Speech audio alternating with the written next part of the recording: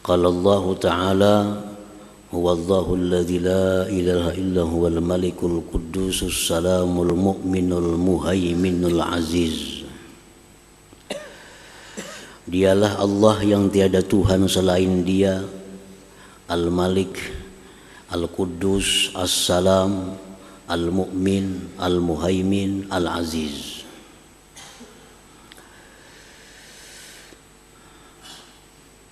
Imam Al-Ghazali rahimahullah wa nafa'ana bi'ulumihi mengatakan, Al-Aziz huwal khatir alladhi yaqillu wujudu mislih wa tashtaddu al-hajah ilaih wa yas'ubu al-wusulu ilaih. Famalam yajtami alaihi ma'ani hadhihi thalathah lam yutlaq alaihi ismul aziz.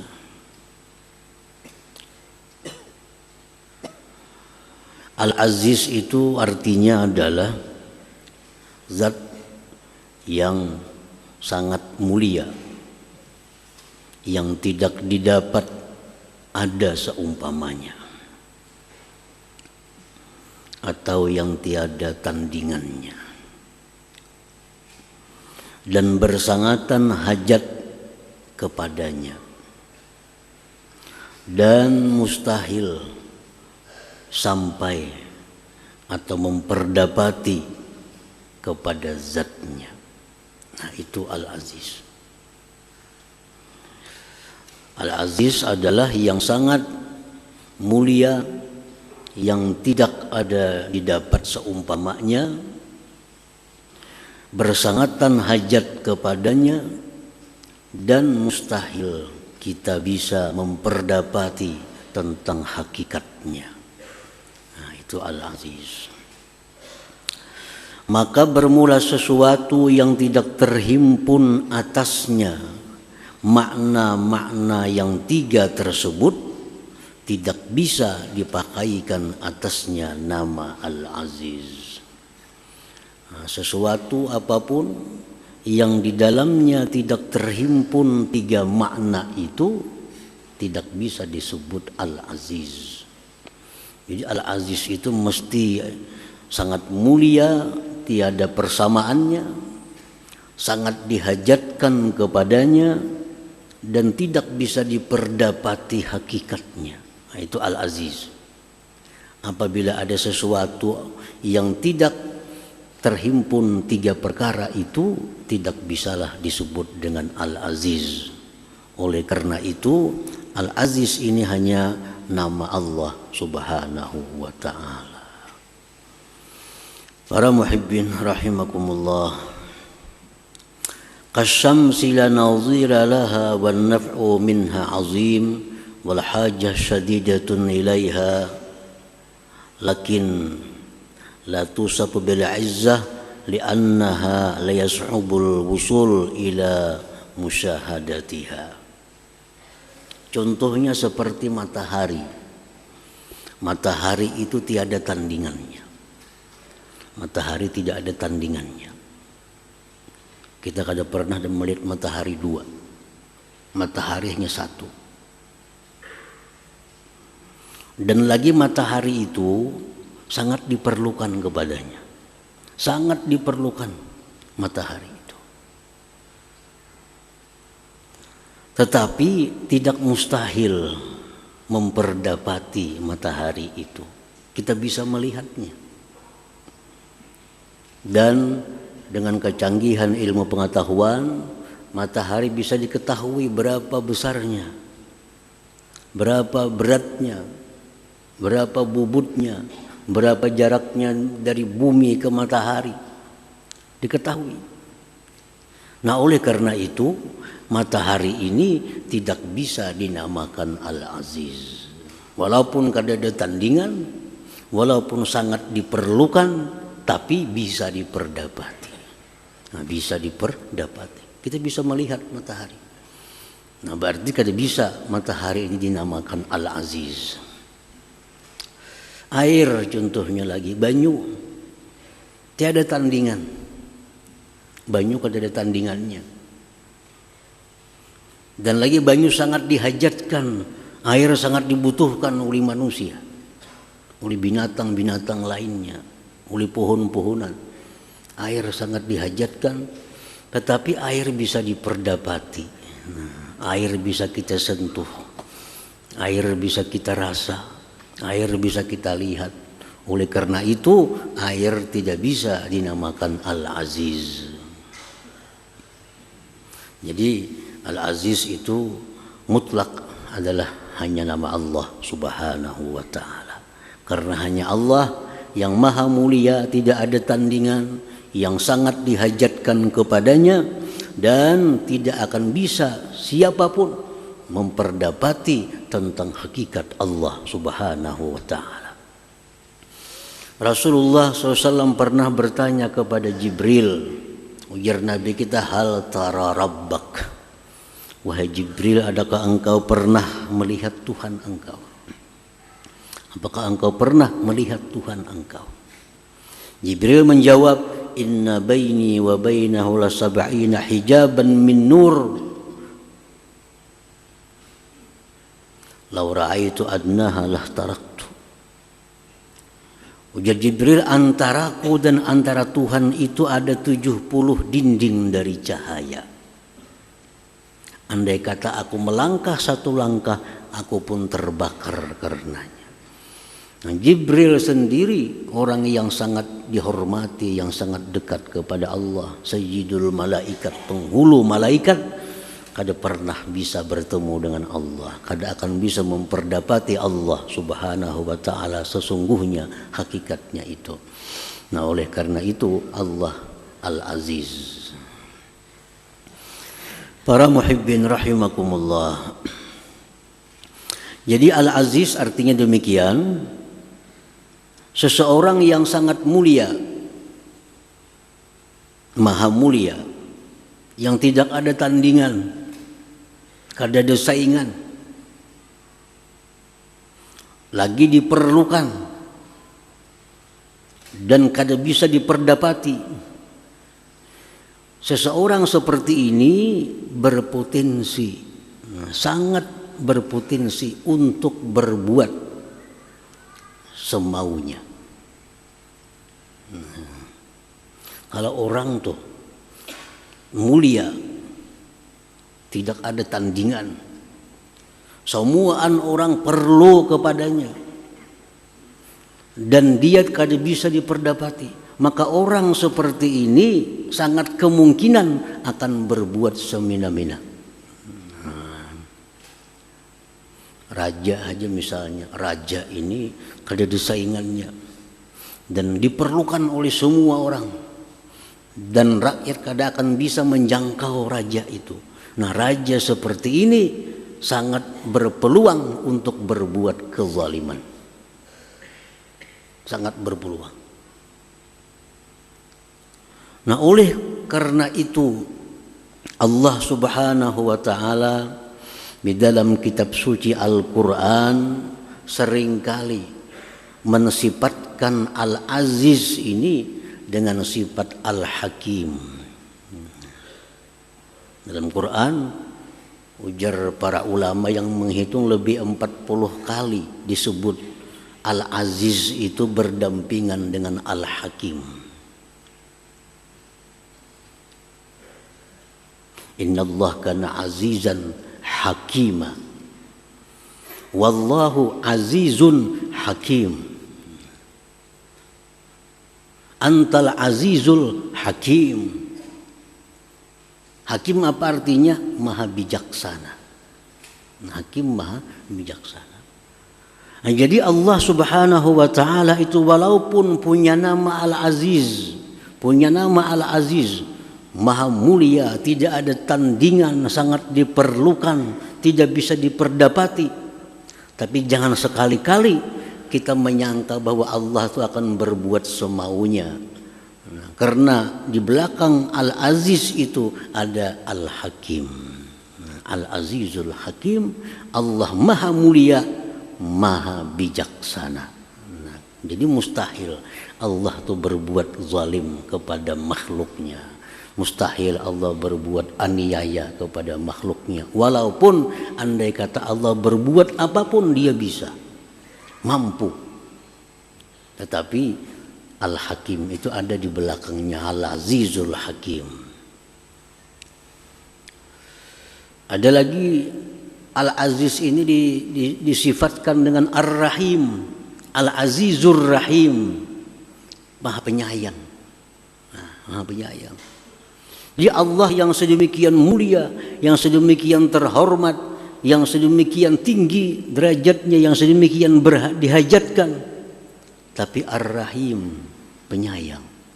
Jadi hilang dalam hati kita prasangka-prasangka bahwa Allah itu akan berbuat sesuatu yang mungkin sifatnya adalah aniaya atau kezaliman. Karena di belakangnya Al-Aziz ada Ar-Rahim. Dalam ayat lain Allah mensifatkan Al-Aziz dengan Al-Ghafur, Al-Azizul Ghafur. Dalam Quran disebut Al-Azizul Ghafur. Allah maha mulia, maha ini, maha itu, tapi Al-Ghafur, maha pengampun. Maha pengampun. Lalu orang yang dulu dalam hatinya ada takut kepada Allah, karena mengetahui Allah punya nama Al-Aziz, ada takut dalam hatinya. Takut itu akan sirna begitu dibaca selanjutnya Al-Ghafur, maha pengampun. Dulunya takut kita mendengar bahwa Allah punya nama Al-Aziz yang begitu mulia, begitu tinggi, tidak ada tandingannya. Tapi di belakang Al-Aziz disifatkan Ar-Rahim, Allah itu penyayang. Ketakutan itu akan hilang dalam hati kita kepada Allah Subhanahu wa ta'ala. Jadi ada keseimbangan. Begitu kita mendengar, membaca Allah itu Al-Aziz, hati kita takut kepada Allah. Begitu Ar-Rahim atau Al-Hakim, hati kita berharap kepada Allah Subhanahu wa ta'ala. Jadi ada antara takut dan harap di dalam hati kita. Oleh karena itu dalam Al-Quran hampir kada didapat Al-Aziz itu sendiri, pasti ada sambungannya. Al-Azizul Hakim, Al-Azizur Rahim, Al-Azizul Hamid. Allah itu Aziz, tapi Al-Hamid, maha terpuji. Sehingga kita jadi nyaman hati kita. Nah, kita mendengar misalnya, tahulah raja di kampung negeri itu, raja negeri itu orangnya kuat, orangnya jagau, orangnya kada ada saingan. Takutan hati kita nih. Tapi ujung-ujungnya si jin penyayang, nah hati hilang hati kita. Dulunya takut, ada harapnya. Ada harapan disayangi oleh Allah Subhanahu wa ta'ala. Karena bukan hanya Al-Aziz, tapi ada Ar-Rahimnya, ada Al-Hakimnya, ada Al-Hamidnya. Nah, para muhibbin rahimakumullah.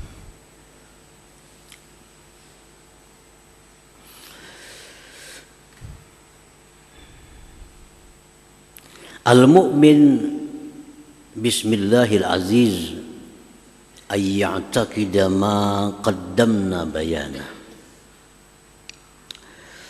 Orang yang beriman dengan nama Allah Al-Aziz, bahwa dia mengiktikadkan dalam hatinya sesuatu yang telah kami jelaskan tadi.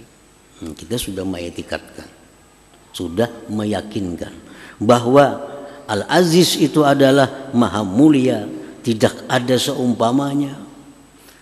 Semua orang berhajat kepadanya, tidak bisa diperdapati zatnya. Nah, kita beriman, kita percaya Al-Aziz itu demikian maknanya. Biasanya secara singkat disebut yang mulia. Aziz maknanya yang mulia, itu ringkasnya.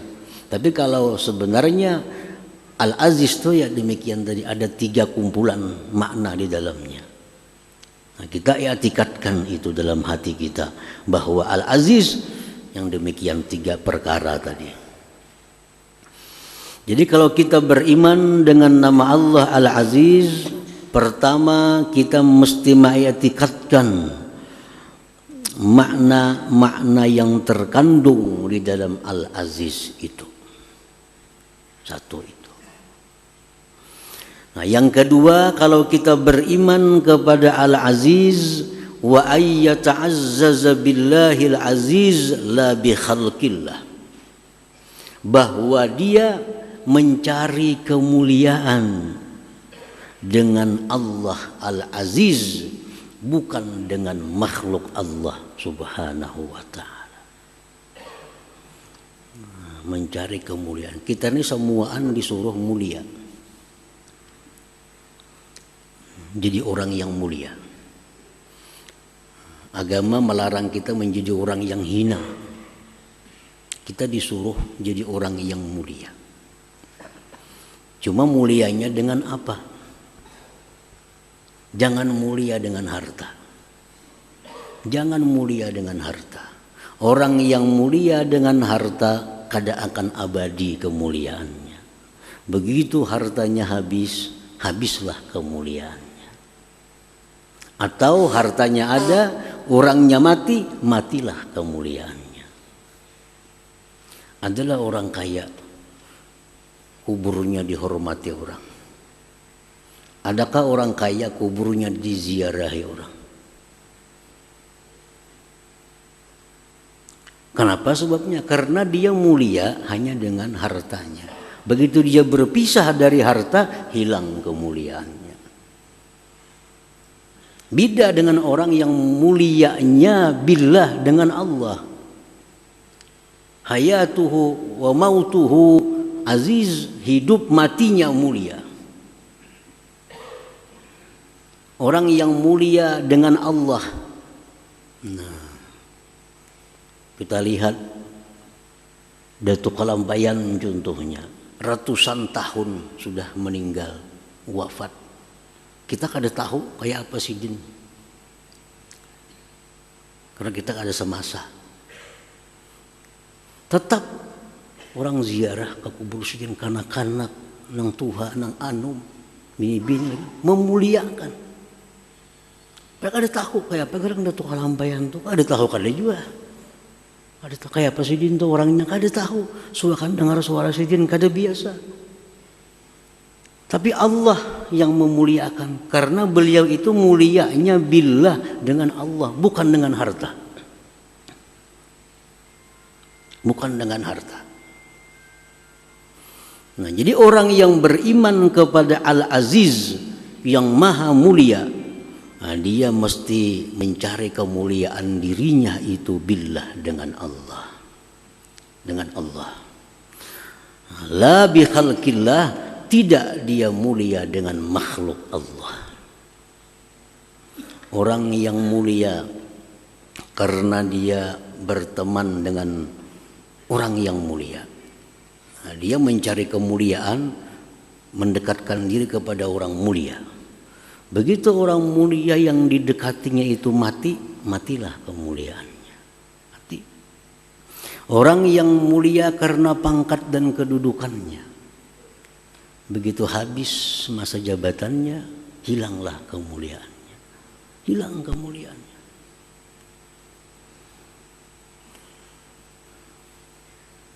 Wa ayyata'azzaza billahil aziz la bi khalqillah.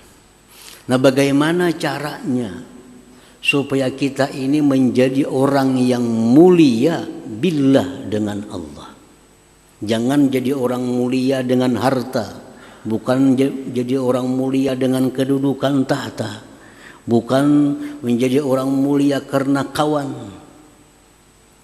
Nah, kita menjadi orang yang mulia billah dengan Allah, wa dzalik bi ayyuti Allah taala. Caranya hanya satu, yaitu taat kepada Allah Subhanahu wa ta'ala. Bila kita taat kepada Allah, kita akan jadi orang yang mulia, mulianya billah, bukan dengan yang lainnya. Sunan Ampel contohnya, itu orang yang mulianya billah dengan Allah, bukan dengan harta, bukan dengan tahta.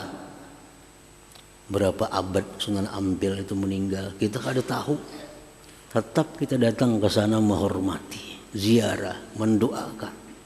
Kenapa sebabnya? Karena ini orang yang mulianya mulia billah dengan Allah.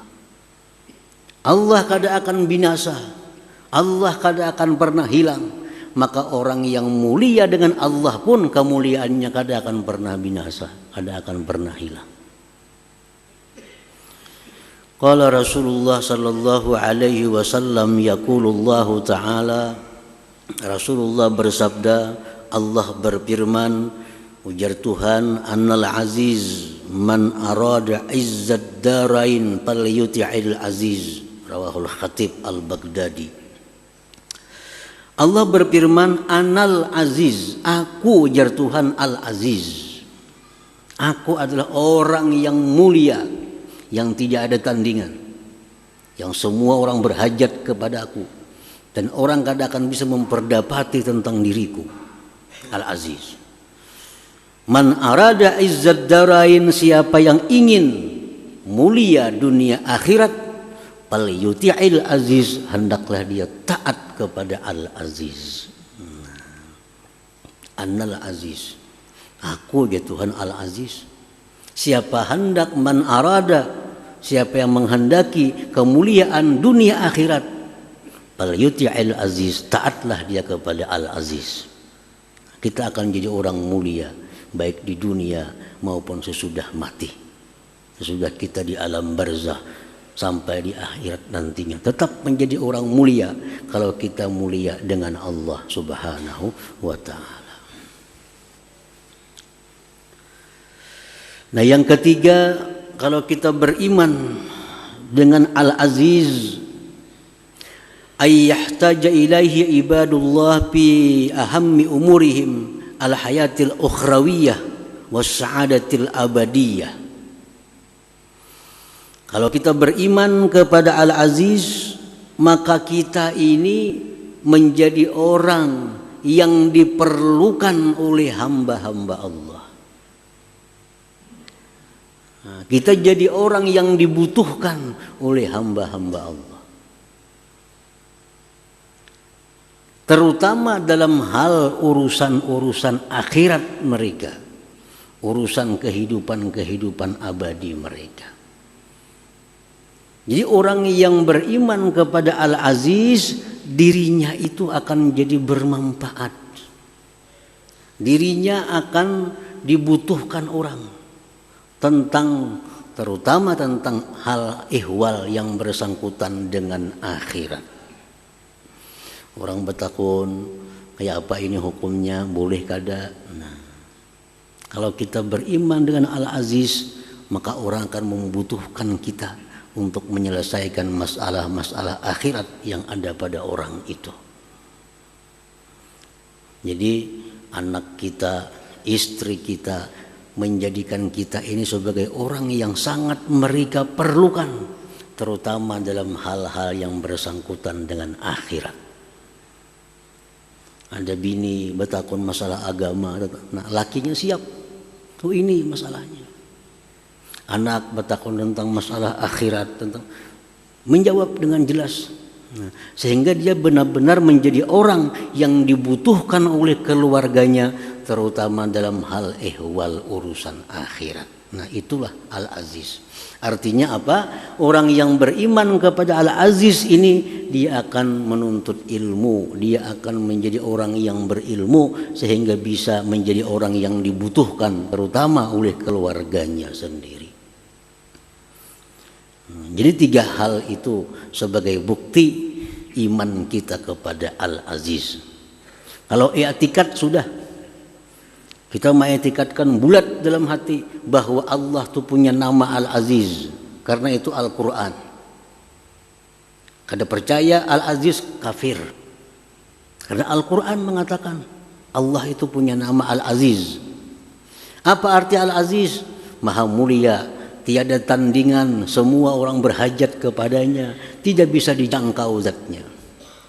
Nah, yang kedua, dia mencari kemuliaan dengan Allah. Yang ketiga, dirinya dihajatkan, dibutuhkan oleh orang lain, terutama dalam hal urusan akhirat.